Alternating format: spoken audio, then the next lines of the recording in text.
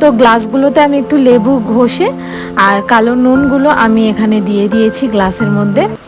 আর প্রত্যেকটা গ্লাসে তিনটে তিনটে করে আমি লেবু দিয়েছি, আর বড় গ্লাসগুলোয় 4টে লেবু দিয়েছি, 4 পিস, যেহেতু লেবুর সাইজগুলো অনেক ছোট। দিয়ে দিয়েছি এখানে পুদিনা পাতা, আর একটা মানে বেলুনের সাহায্যে ভালো করে আমি এটাকে স্ম্যাশ করে নিচ্ছি। আমার কাছে সেরকম অন্য কিছু ছিল না স্ম্যাশ করার, তো তাই আমি এখানে বেলুনটা ইউজ করেছি।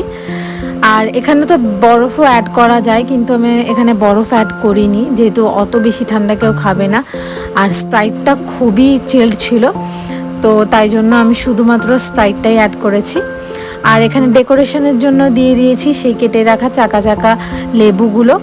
তো এরপর আমি এখানে স্ট্রগুলো অ্যাড করে দিচ্ছি। তো এখানে আমার মোহিতোটা ডান। তো এখানে আমি সার্ভ করে দিচ্ছি। তো আমার হাজব্যান্ডকে বলেছিলাম এটা তুলে নিয়ে যাও, যেহেতু অনেক ভারী, আমি নিয়ে যেতে